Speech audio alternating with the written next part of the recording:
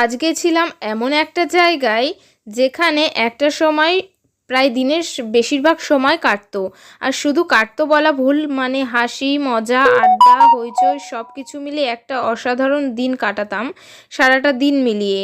তো দেখো চলে গেছিলাম কোথায় বলো তো? তোমরা কি কেউ আন্দাজ করতে পারছো? সে যাই হোক, আন্দাজ করতে পারছো কি না পারছো সেটা বড় কথা নয়, আমি অবশ্যই বলে দেব। তো পুরো ভিডিওটা তোমরা দেখতে থাকো, তোমরা অবশ্যই দেখতে পাবে অনেক কিছুই।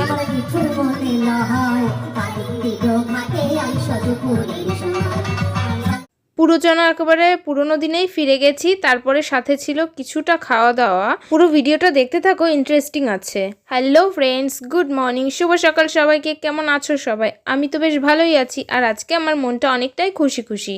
দেখো আমি যে ভালো আছি সেটাও তোমাদেরকে বুঝিয়ে দিচ্ছিলাম, কারণ আমি আজকে অনেকটাই খুশি আছি একটা জায়গায় যাব বলে। তো অনেক দিন তো সেরকমভাবে কোথাও যাওয়া হয়নি, আর যেই জায়গাটায় যাব বলে রেডি হব, মানে এত উৎসাহ ছিল মনে, তো সেই জায়গাটা আসলেই একটা ইমোশনের জায়গা বলা যায়। দিনের বেশিরভাগ সময় যেখানে কাটতো, তো সেইখানে দেখো আমি রেডি হয়ে নিয়েছি, স্নান করে সকাল সকাল রেডি হয়ে নিয়েছি। তো বেরিয়ে পড়বো, যাচ্ছিলাম হচ্ছে ইউনিভার্সিটি। পুনর্মিলন উৎসব আছে, মানে হচ্ছে রিউনিয়ন, পুরনো স্টুডেন্ট নতুন স্টুডেন্ট সব কিছুর মেলবন্ধন যাকে বলা হয়।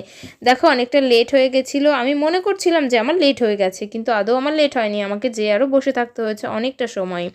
তো সবাই আমাকে তাড়াহুড়ো করে বের করে দিল, একটু বাড়িতে পুজোটা দিয়েই আমি আসতে পারতাম। তাড়াহুড়োর জন্য পারিনি, যেহেতু আমাদের ঠাকুর ঘরে ঢুকলে প্রচুর টাইম লেগে যায়। তো দেখো ওখান থেকে বেরিয়ে কালীবাড়ির ওখান থেকে অটোও ধরে নিয়েছি, অটোতে উঠে গেছিলাম।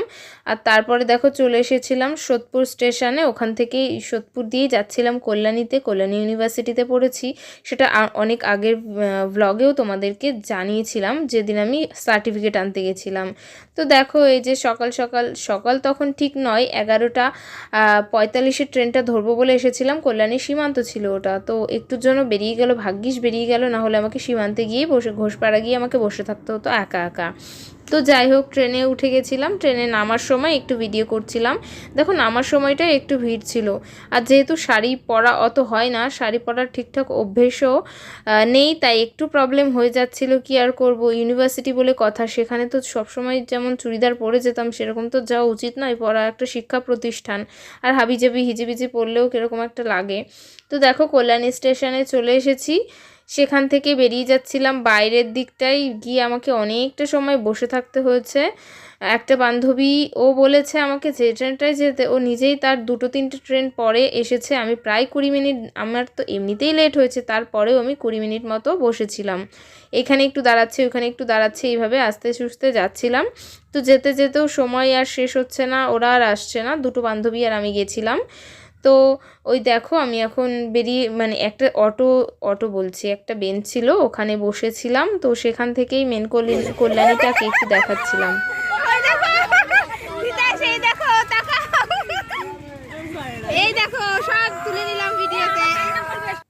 অবশেষে সবার সাথে দেখা হলো। তো দেখো বান্ধবীর ছেলে তিতাসবাবু আমাদের কেমন কান্না করছিল, সেটা তো তোমাদেরকে দেখালামই, কারণ ও ম্যাজিকে যাবে না। বাচ্চাদের কখন কি যে মন হয়, ওদের মন বোঝা সত্যি ভগবানের সাধ্যি নেই।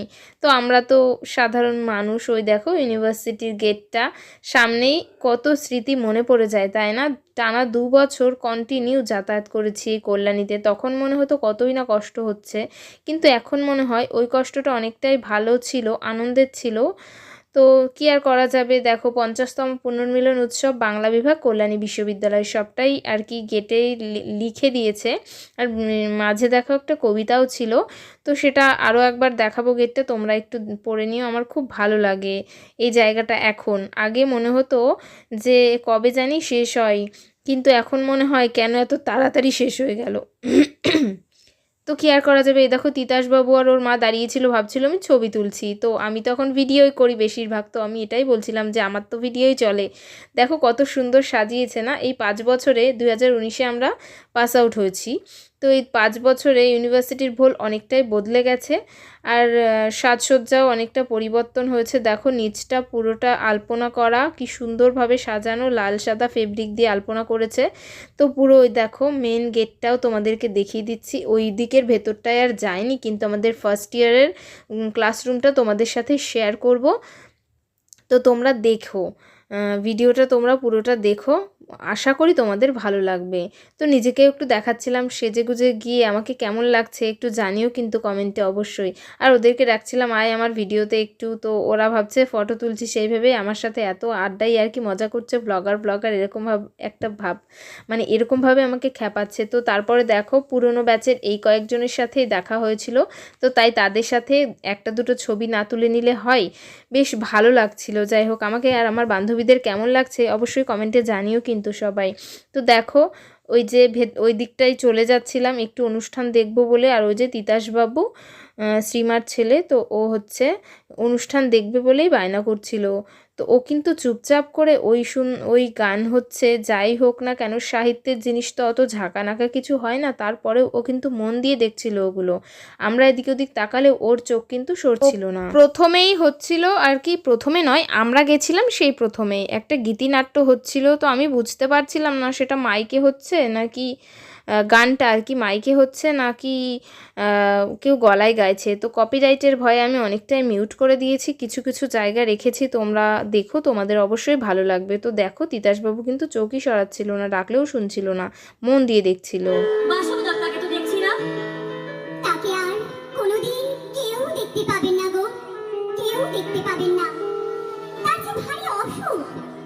ভারী ছোঁয়াচে অসুখ হয়েছে তার।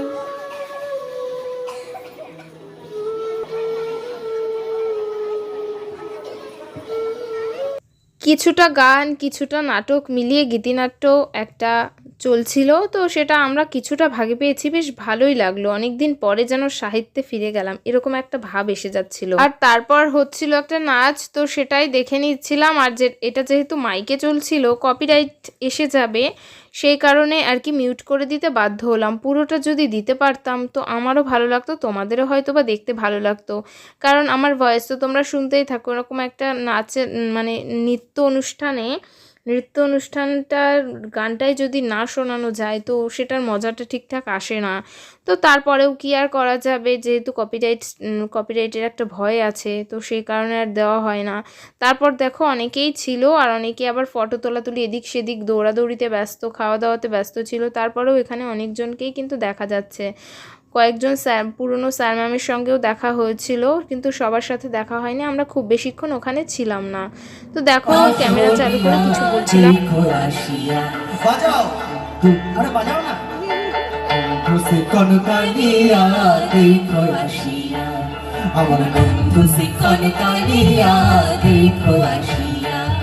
আমি কেমন আছি পরের ঘরে তোমার পাশরিয়া কেমন আছি। তো এগুলো যেহেতু খালি গলায় গান করছিল, তো এটুকু আমি তোমাদেরকে শোনাতেই পারি। তো বেশ ভালোই কিন্তু লাগছিল। তোমাদের কেমন লাগছে পুরো ভিডিওটা দেখো, কিন্তু রিকোয়েস্ট রইল সবার কাছে, খুব ভালো লাগবে আশা করছি। যদি দেখার ইচ্ছা হয় আমার কিছুর মনে হয়, কালিন দিলো ঘাটে আইসো দুপুরের সময়। জল ভরিবার সাল করিয়া দেখবো নয়ন ভরিয়া, জল ভরিবার আমি জল ভরিবার সাল করিয়া দেখবো নয়ন ভরিয়া দেখো। এই গানটা কিন্তু বিশালভাবে ভাইরাল হয়েছিল রিলসের জন্য।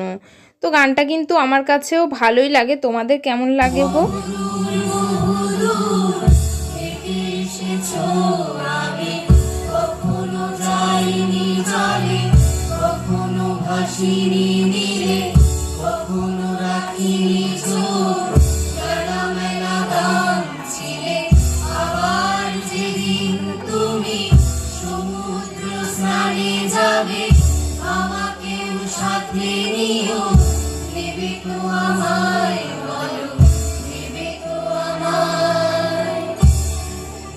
ওই জায়গাটায় বসে গানগুলো শুনতে সত্যি মানে একটা মনে হচ্ছে পুরোনো দিনে ফিরে যাচ্ছি, কি অসাধারণই না লাগছিল। তো যাই হোক, যেহেতু ওখানে পড়ে এসেছি দু বছর, তো এই জিনিসগুলোকে মিস করি। আমি 2 বছরের মধ্যে 2 বছর রিউনিয়নে যেতে পারিনি, 1 বছর যেতে পেরেছিলাম, আর 1 বছর আমার ঠাকুমা মারা গেছিলো, তো সেখানে অসুখ ছিল আমার, সেখানে ওই জন্য যেতে পারিনি, তো খুব মিস করেছি। আর তারপরে একটা তো শুরু হয়ে গেছিলো, তো এটাও মাইকেই চলছিল মনে হলো আমার, যার কারণে আমি মিউট করে দিতে বাধ্য হলাম। আর ড্রেসিং সেন্স আর নাচটা দেখে তো তোমরা বুঝতেই পারছো যে নাচটা সত্যিই সুন্দর ছিল, কিন্তু কিছু করার নেই, তোমাদেরকে আমি ঠিকঠাকভাবে আর কি শোনাতে পারলাম না। তারপরে দেখো বেরিয়েছিলাম একটু ছবি তোলার জন্য, অনেকগুলো টবে কি সুন্দর আলপনা করেছে। তারপর আমি বললাম যে সবার ভিডিও করছি, তো আমাকেও একটু ভিডিওতে তুলে দে, একটা বান্ধবীকে বললাম।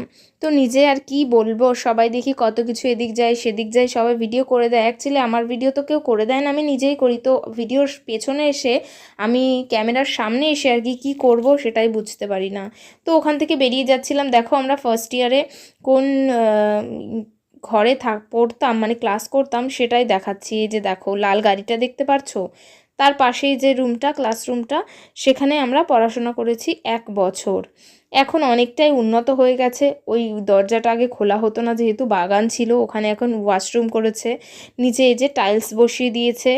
তারপরে রং তো করতেই থাকে, 2-3 বছর অন্তর হয়তো বা বেঞ্চগুলোতে রং করে। বেঞ্চগুলো কিন্তু সেমই আছে, ওগুলো চেঞ্জ হয়নি। আর দেখো মায়ের ইউনিভার্সিটিতে এসে কি সুন্দর এনজয় করছে ছেলে। তো যাই হোক, আমাদের তিতাসবাবু কিন্তু বেশি কান্নাকাটি করেনি, শান্তভাবেই ছিল, 2-1 বার মাত্র কান্নাকাটি করেছে। তারপর আমরা একটু গল্প করছিলাম ওখানে বসে, বলছিলাম যে এখানে তো আগে বসতে চাইতাম না বেশিক্ষণ, খুবই গরম লাগতো, চারপাশ আটকানো থাকতো তো যেহেতু, তো তাই আর কি এই রুম থেকেও বেরিয়ে যাচ্ছি। আমাদের এখানকার গল্পগুজব শেষ, তারপরে আবার আরও একবার একটু যাব ওইখানে, গিয়ে একটু আবার 2-1টা অনুষ্ঠান দেখব, কারণ তিতাসবাবু চাইছিল একটু অনুষ্ঠান দেখতে। তো ওই কারণেই আমরা একটু ভেতরে গেছিলাম, 2-1টা ছবি তুলেছিলাম। তো তোলার পরে আবার একটু অনুষ্ঠান দেখে এই যে দেখো বেরিয়ে যাচ্ছিলাম না, আবার ওই যে দেখো ভেতরে নাচ হচ্ছিল, সুন্দর সুন্দর সব গানে নাচ হচ্ছিল।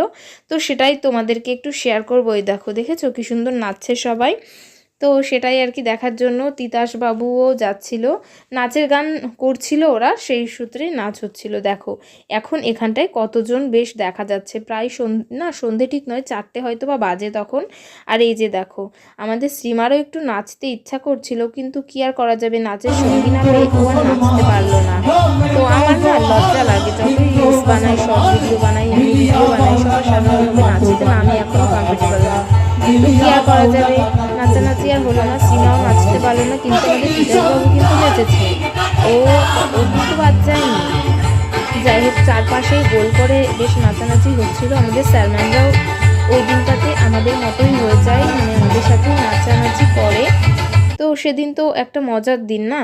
তো দেখো তারপর আমাদের তিতাসবাবু কিন্তু নেচেছে, ও বাদ যায়নি, সব থেকে ভালো ওর নাচটাই লেগেছে। যাই হোক দেখো, ওর পারফরমেন্স কিন্তু সত্যিই সুন্দর ছিল, আমাদের সবারই খুব পছন্দ হয়েছে বিষয়টা। তারপর আর আমরা বেশিক্ষণ ছিলাম না, আর কিছুক্ষণ থেকে একটু ছবি টবি তুলে বেরিয়ে গেছিলাম ওখান থেকে। সর্বমোট হয়তো 2 ঘন্টা মতো ছিলাম ওখানে, 2-2.5 ঘন্টা এরকম হয়তো ছিলাম। তারপরে আর সময় ছিল না বলে রেস্টুরেন্টে যেতে পারিনি। আমার সময় ছিল, আমার একটা বান্ধবী, ওই যে এই বান্ধবীটা নয়, আর একটা বান্ধবীর আর কি দেরি হয়ে যাবে বাড়ি যেতে, সেই কারণে রেস্টুরেন্টে যেতে পারিনি।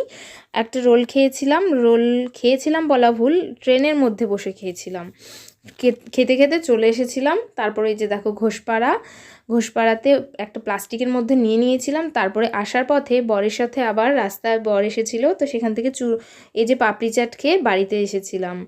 তো ওখানে ঘুগনি, পাপড়ি চাট সব রকম কিছুই হয়। তো আমি বলেছিলাম ঘুগনি খেলেও চলবে, তো ওর ইচ্ছা হলো যে পাপড়ি চাট খেতে, তো ও পাপড়ি চাট খেলো। তো খাওয়া দাওয়া করে বাড়িতে চলে এসেছিলাম। তারপর আর কি, টাটা, সবাই ভালো থেকো, দেখা হচ্ছে নেক্সট ব্লগে। ভিডিওটা সবাই দেখো কিন্তু। Good night.